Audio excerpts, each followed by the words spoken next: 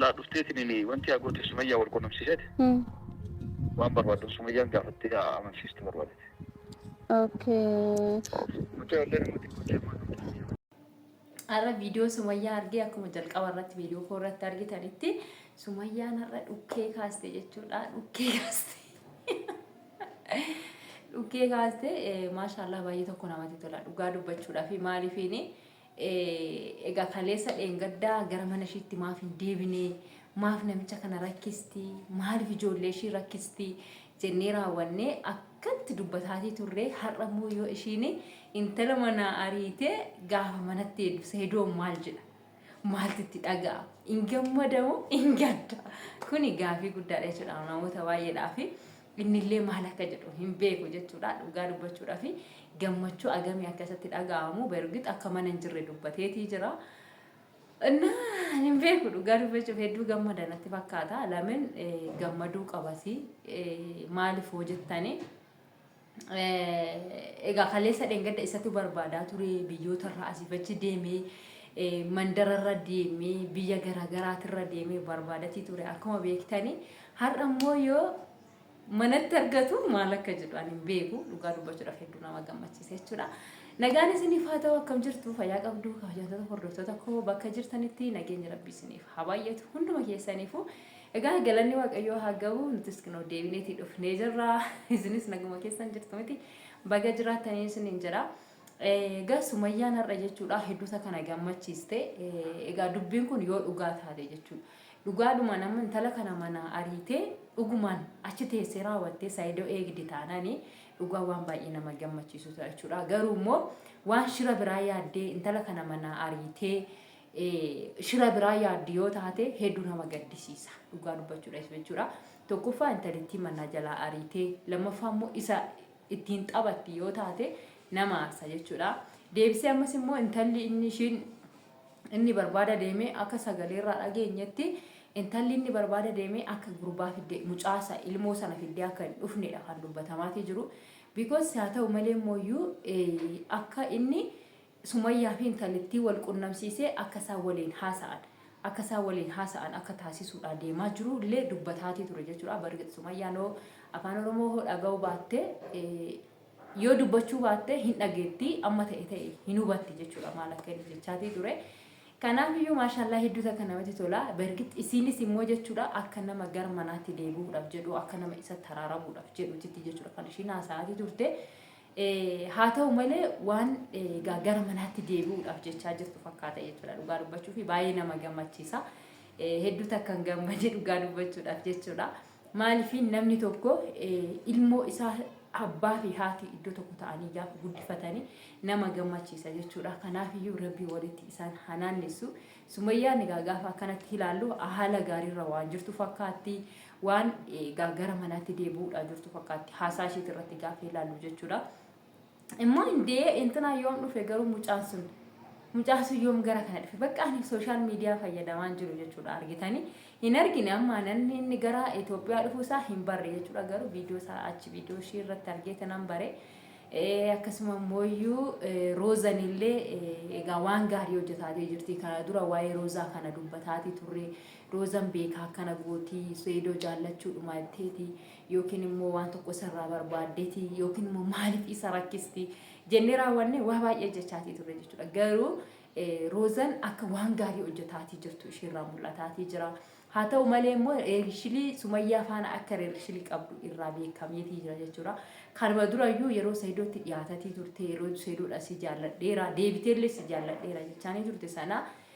akka inni nama biraatti hin kalaane akka inni nama biraa faana keessi isaa nama biraa hin fudhanne gochuudhaaf akka waan sana gootu irraa beekameetii jira jechuudha akka arginetti sababni isaa maa inni akka inni nama biraa jaaladhama inni Sumayyaa dhiisee akka inni nama biraa yaanne gochuudhaaf jettee raawwattee akka waan sana goote irraa mul'ataatii jira maaliifin har'a seedoodhaan eessa jirta jettee dawwaltee seedoon akka gaxaree jiru bartee Sumayyaa fuutee mana dhaqxee intalittii mana ariisisuunis baay'ee tokko jechuudha hojii guddaa nama hojjetedha intalittii sana ani bargit gara kootini intala inni seedoon fuudhee manatti galfate kana hin jaallanne jechuudha amma immoo deebitee maal jechaatti turte intalittiin mataanis seedoo kana wal fuutanii jirtu anna wal fuunee jette ammas immoo deebisee ati maalidha Saidoodhaaf sarratanyaadha moo maalidha ree jenna sarratanyaa miti obboleettiidha jette.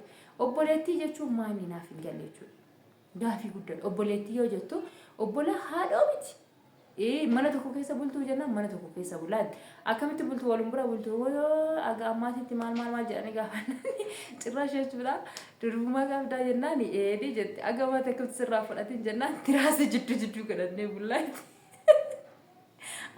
Kun immoo sheemidha dhugaa dubbachuudhaaf jechuudha. Akkamitti namni tokko waliin beektu firinnati hin qabdu dhiiga miti nama tokko miti nama kaleessa walitti beeku miti walitti dhufeennan qabdani akkamitti mana tokko keessa ciisaa siree tokkorra ciisaa kif maaf himet wallahi ajaa'iba jechuudha. Guys silkiin irratti bilbilamee ture jedhuudhaani. Garuu Sumayyaa fa'aa dhaggeeffataa jira asirraa tokko dha dhibdee jechuudha dhugaa dubbachuudhaaf. Inna ati maalidha jetteen ati maalidha jennaanini obboleettii akka obboleettiitti jiraanna jetti. Bargit otoo akka sarratanyaatitti jettee irraa bareeda jechuudha. Sababni isaa maayinni sarratanyaa jettee yaa'u sarratanyaan mana qulqulleessitii uffata miicitii fi maali mana tokko keessa jiraachuu dandeessi jechuudha.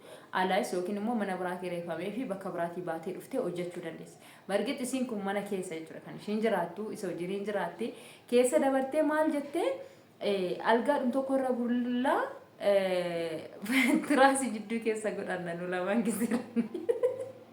Hindi obboleessa miti maali isiiti akkam naaf hin galleena dhugaa dubbachuudhaaf jechuudha.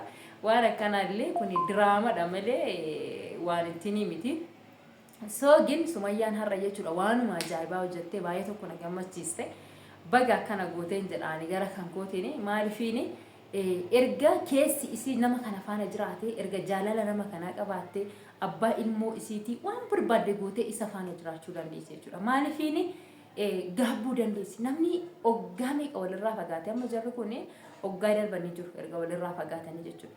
Oggaa darbaniiti jiru egaa namni ganaa fuudheeyyuu ilmoo godhatee eerumtee yoo dubartiittiin iyyuu nama biraatti iyyuu dhattee eerumtee inni dhiiras nama biraa dubartii biraa fuudhee ilmoo namni walirraa qabu jechuudha. Ilmoo walirraa qabaatanii dhiisati yooma ilmoo yoo walirraa qabaachuu baatan jaalalli jara sanaa wal bira jira yoo taate keessi isaanii wal bira jira yoo ta'e zooranii jarri kun wal arguu isaanii nafu jechuudha. Gaa'ela isa dhaabatan sana diiganii deebi'anii gaa'ela isaanii sana haaromsatu jechuudha. Dhugaa dubbachuudhaaf jechuudha. Namoota akkasii nama baay'een beeka dhugaa waaqayyoo. Innaa kanaaf iyyuu jechuudha Sumayyaa waan yaanni ishii waan keessi ishii jaalala isaa qabduuf jaalala abbaa ilmoo ishee qabduu fi gara isaatti deebi'uu waan barbaadduuf gaafa namni irra isatti kala akka ishiin godhattu argitaniiti jirtu. Kana hundumaa kan ta'e maanni waan jaalala isaa qabduuf jechuudha.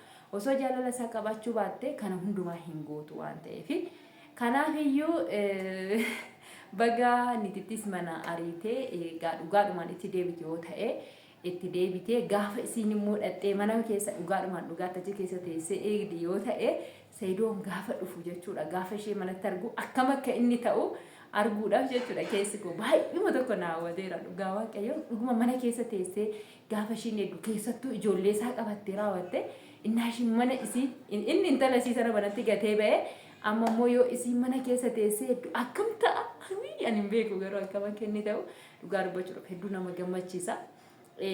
Bakka akkam akka inni ta'u arguudhaaf ariifadhe jechuudha dhugaa dubbachuudhaaf. Baay'ee tokko hin jarjare. Kanaaf inoolinaan buraatiin hin bulinaati Saidoon achi deebi'ee sa'aatii 10 irratti waan akkasitti dhufamee yoona viidiyoon kun kan kaleessaa ta'uu danda'a.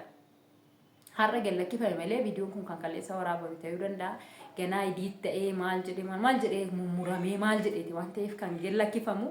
Sababa kana ta'eef inoolinaan bulina viidiyoo Saidoon akkam akka ta'e arguun barbaada jettanii gaafa Sumayyaa mana keessatti argu Saidoon akkam ta'a. Ingaggabe moo lafa dha'e moo ingammade moo bakka maaluma akka inni ta'e arguun barbaade dhugaa dubbachuudhaaf.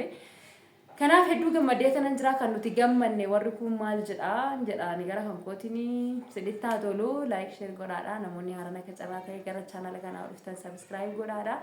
Maatii keenya ta'anii isiniin jedha kan hundumaan gootaniif gara shoomaa hanga waan biraa qabannee dhufnutti turtii gaarii Sumayyaaf Saidoo.